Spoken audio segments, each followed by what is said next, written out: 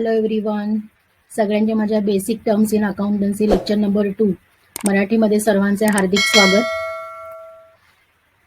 Lecture number 2 चा agenda आहे meaning of asset and liability, types of asset and liability with examples. पहिले आपल्याला शिकायचं आहे असेट म्हणजे काय, त्याचे प्रकार कोणते आहेत आणि त्याची उदाहरणं कोणती आहेत. पहिले आपण बघूया मीनिंग ऑफ असेट. असेट म्हणजे काय? An asset is a resource that has some economic value to a company and can be used in current or future period to generate revenue. आपण असेट म्हणजेच प्रॉपर्टी, संपत्तीमध्ये आपण गुंतवणूक करतो, कॅशची गुंतवणूक करतो. ती कशासाठी असते की आपल्याला दीर्घकाळ आपल्याला त्याच्यामधनं उत्पन्न मिळत राहावं, त्याच्यामधनं प्रॉफिट होत राहावं, म्हणून आपण प्रॉपर्टीमध्ये, संपत्तीमध्ये आपण कॅश इन्व्हेस्ट करतो आणि त्याला संपत्ती असे म्हणतात. त्यानंतर बघूया संपत्तीचे प्रकार किती आहेत, टाइप्स ऑफ असेट आणि त्याचे क्लासिफिकेशन. त्याचे 3 प्रकार आहेत. पहिला प्रकार आहे कन्व्हर्टेबिलिटी. त्याच्यामध्ये त्याचे 2 उपप्रकार आहेत. फिजिकल एक्झिस्टन्समध्ये पण त्याचे 2 प्रकार आहेत, युसेजमध्ये पण त्याचे 2 प्रकार आहेत. पहिले बघूया आपण कन्व्हर्टेबिलिटी. कन्व्हर्टेबिलिटीमध्ये 2 प्रकार आहेत, करंट असेट आणि फिक्स असेट. त्याच्यानंतर फिजिकल एक्झिस्टन्स. पहिले त्याच्यामध्ये असेट आहे टँजिबल असेट आणि दुसरे आहे इंटँजिबल असेट. युसेजमध्ये पहिला प्रकार आहे ऑपरेटिंग असेट, त्याच्यानंतर नॉन ऑपरेटिंग असेट. अशा प्रकारे त्याच्यामध्ये 2 प्रकार आहेत. नंतर बघूया आपण कन्व्हर्टेबिलिटी मधली पहिली असेट म्हणजे करंट असेट. करंट म्हणजे चालू, रोजच्या रोज असणारे व्यवहार. आपण रोजच्या रोज जो स्टॉक विकणार आहोत, खरेदी आणि विक्री, रोजच्या रोज हे करंट ट्रान्झॅक्शन चालू राहते. करंट म्हणजे चालू बिझनेस, तर त्याला म्हणतात करंट असेट. आता याच्यामध्ये ज्या असेट आपण गुंतवणार आहोत, कॅश आपण जी गुंतवणार आहोत, तर बँकेमध्ये कॅश आपण रोजच्या रोज काय करणार आहोत, डिपॉझिट करणार आहोत आणि रोजच्या रोज विड्रॉ करणार आहोत, म्हणून याला करंट व्यवहार म्हणतो. आणि करंट व्यवहारासाठी करंट असेट असणं गरजेचं आहे. त्याची आता आपण व्याख्या बघूया. Current asset are asset that can be easily converted into cash and cash equivalent. Current asset are also known as a liquid asset. Current असेटला दुसरा शब्द आहे लिक्विड असेट. त्याच्यानंतर आहे examples of a current asset. Current असेटची उदाहरणं बघा. Cash equivalent. पहिलं पिक्चरमध्ये तुम्हाला दिसत असेल की आपण कॅश ही बँकेमध्ये काय करत आहोत, डिपॉझिट करत आहोत. नंतर आहे short term deposit. Accountable receivable. Account receivable म्हणजेच आपल्या अकाउंटला कॅश जमा होणे. इन्व्हेंटरी म्हणजे स्टॉक सुद्धा करंट असेट आहे. रोजच्या रोज आपण माल खरेदी करतो आणि दुसऱ्या दिवशी त्याची विक्री करतो आणि त्याच्यामधून आपल्याला उत्पन्न मिळते. मार्केटेबल सिक्युरिटीज सुद्धा महत्वाच्या आहेत. जेव्हा आपण एखाद्या मार्केटमध्ये उतरतो तर आपल्याला ते सिक्युअर होणं गरजेचं आहे. गुपित बऱ्याचशा गोष्टी आपल्याला आपल्या व्यवहारासंबंधी गुपित ठेवायच्या असतात आणि त्यासाठी सिक्युरिटी असणं गरजेचं आहे. Office supplies. ऑफिससाठी लागणारा जो काही खर्च आहे, वस्तू आहेत, तर त्या आपल्याला लागतात, तर त्याला सुद्धा आपण करंट असेटमध्ये कन्व्हर्ट करतोय. इथे तुम्हाला 2 पिक्चर दिसतील. कॉइन्स आहेत. हे कॉइन्स आपण का गुंतवतो आहे, हे कॉइन्स म्हणजे कॉइन्स नाहीयेत, तर ही कॅश आहे. ही कॅश आपण का गुंतवतोय, करंट असेटमध्ये का गुंतवतोय, तर आपल्या फ्युचर प्रॉफिट आणि आपल्या दीर्घकाळ होणाऱ्या फायद्यासाठी आपण पहिले काय करतो, आपण कॅश गुंतवतो, पैसे गुंतवतो आणि त्याच्यातूनच आपल्याला दीर्घकाळ जेव्हा आपण व्यवहार करणार आहोत तेव्हाच आपल्याला फ्युचर प्रॉफिट मिळणार आहे आणि रेव्हेन्यू आपल्यासाठी उपलब्ध होणार आहे. म्हणून या सर्वांना म्हणतात करंट असेट. त्याच्यानंतर कन्व्हर्टेबिलिटीमध्ये दुसरी असेट बघूया, fix or non current asset. या असेट अशा आहेत की त्या फिक्स असतात, त्याच्यामध्ये रोजच्या रोज बदल होत नाही. तुम्ही ते पिक्चरमध्ये बघू शकता. कार आहे, हाऊस आहे, बिल्डिंग्स आहेत. तर हे रोजच्या रोज आपण बदलू शकत नाही. रोजच्या रोज यांची खरेदी विक्री होत नाही.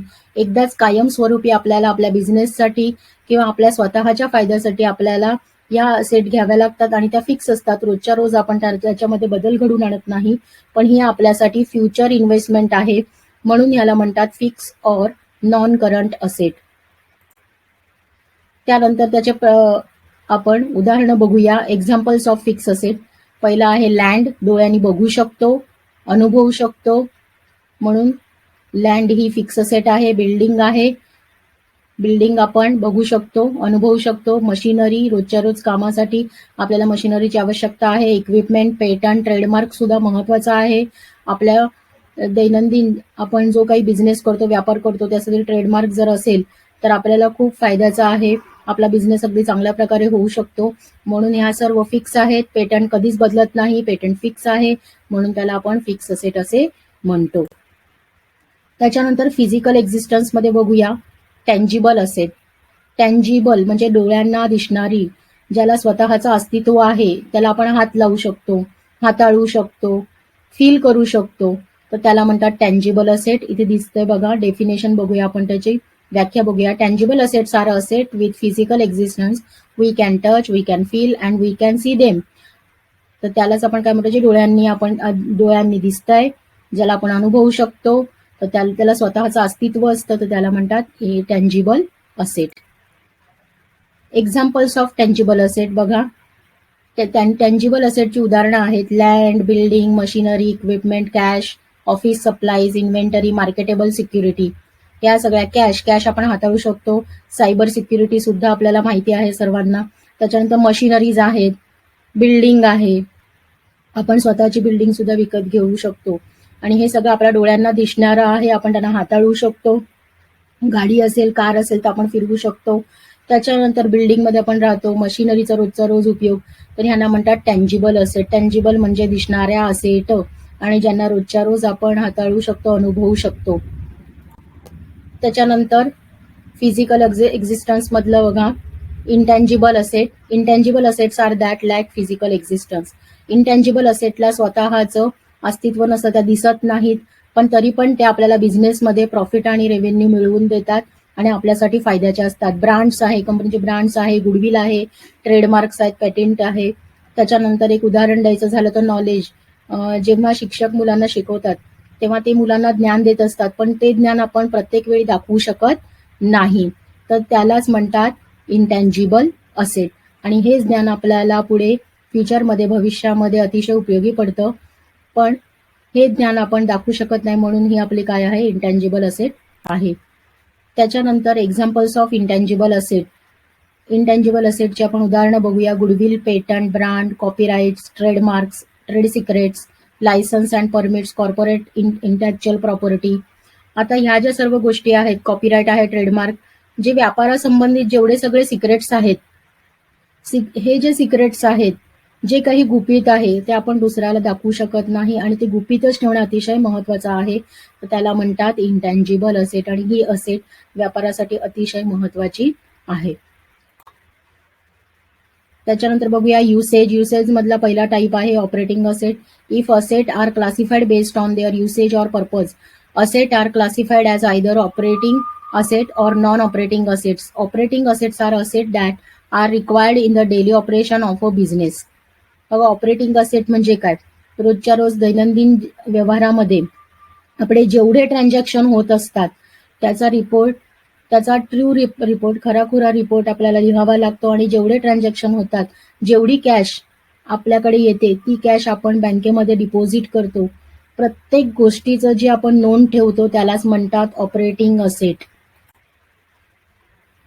आता आपण ऑपरेटिंग असेटची उदाहरणं बघूया. Examples of operating asset: cash, account receivable, inventory, building, machinery, equipment, patent, copyright, goodwill. या सर्व आपल्या ऑपरेटिंग असेट आहेत. यांना आपण अनुभवू शकतो, हे आपल्याला दिसू शकतात. रोजच्या रोज दैनंदिन जीवनात या असेटचा वापर होतो, म्हणूनच यांना म्हणतात ऑपरेटिंग असेट. त्याच्यानंतर युसेजचा दुसरा प्रकार आहे non operating asset. Non-operating asset that are not required for daily business operation but can still generate revenue. Non-operating asset म्हणजे काय, की आपण एकदा जर आपण गुंतवणूक केली ती दीर्घ काळासाठी असते. एखादा जर बिझनेस आपण करणार असू, पण तो बिझनेस जर आपण लॉंग टर्म आणि एकदाच करणार आहोत, ते बिझनेस ट्रान्झॅक्शन, तो व्यवहार आपला एकदाच असेल, पण तो आपल्याला दीर्घकाळ रेव्हेन्यू आणि प्रॉफिट मिळवून देणारा असेल. रोजच्या रोज आपण तिथे जाऊन व्यवहार करत बसण्याची गरज नसते, तर त्याला म्हणतात नॉन ऑपरेटिंग असेट.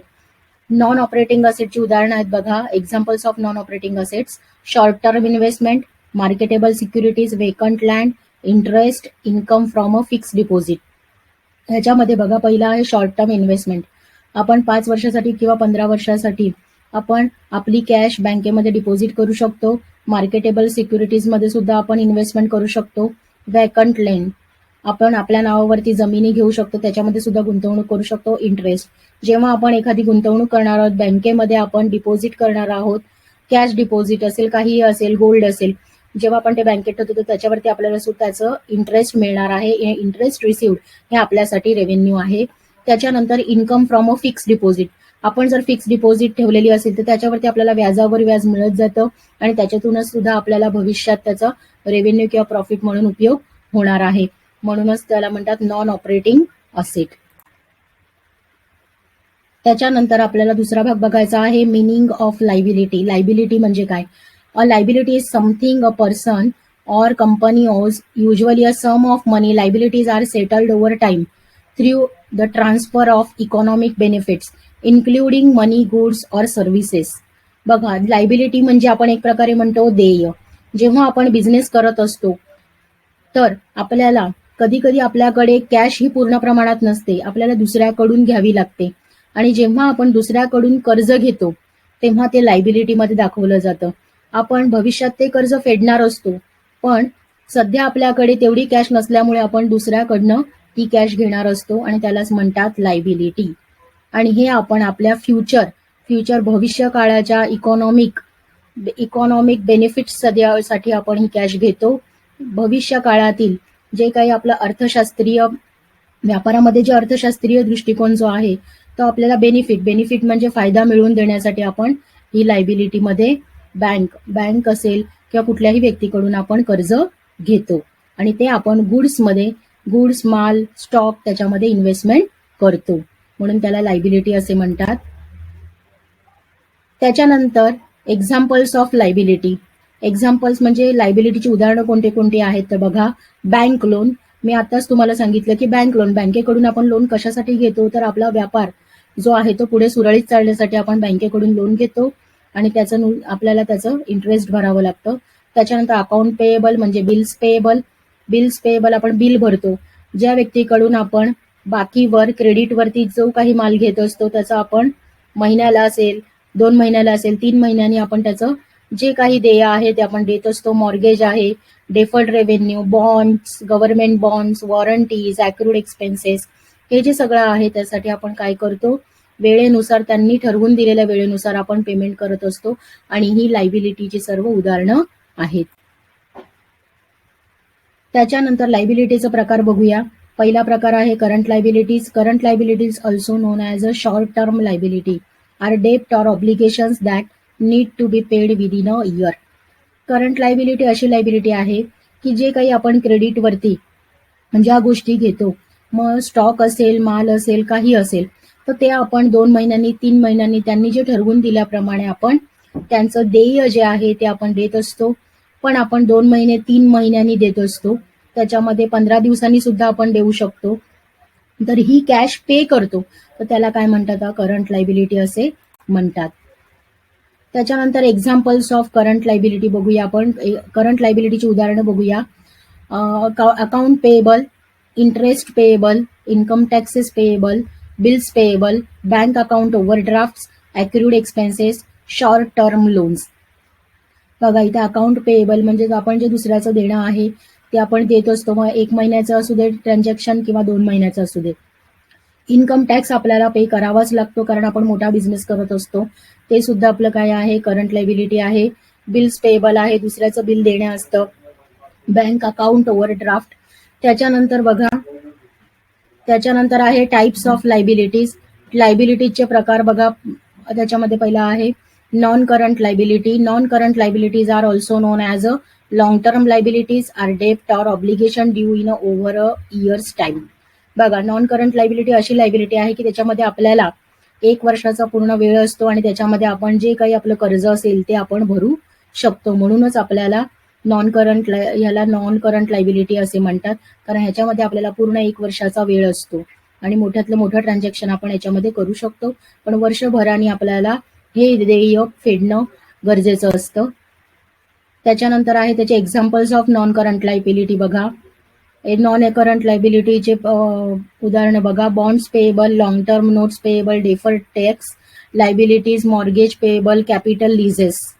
आपण जेव्हा एखादे कॅपिटल म्हणजे आपलं भांडवल आहे ते आपण जेव्हा भाड्याने घेतो, त्याच्यानंतर लॉंग टर्म नोट्स पेएबल आहेत, डेफर टॅक्स आहेत. तर या सर्वांनाच आपण म्हणतो नॉन करंट लायबिलिटीज.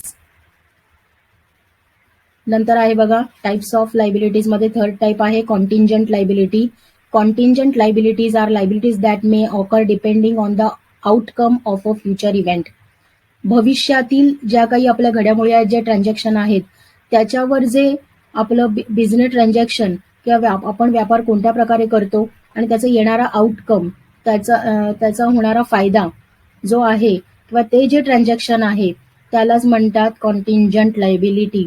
बघा, contingent liabilities are liabilities that may occur depending on outcome of a future event.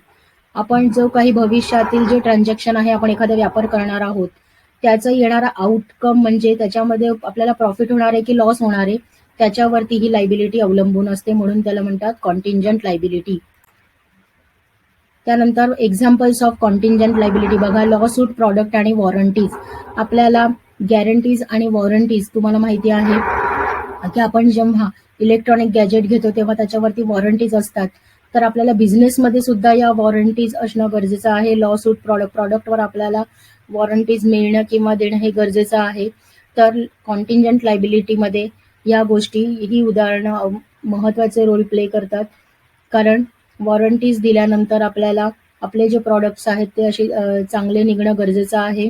आणि ही दोनही त्याची उदाहरणं आहेत, कॉन्टिंजंट लायबिलिटीची उदाहरणं आहेत, लायबिलिटीची उदाहरणं आहेत. बघा इथे लॉ सूट प्रॉडक्ट आणि warranties. Okay, all of you, I hope you understood. तुम्हाला माझं लेसन समजलं असेल.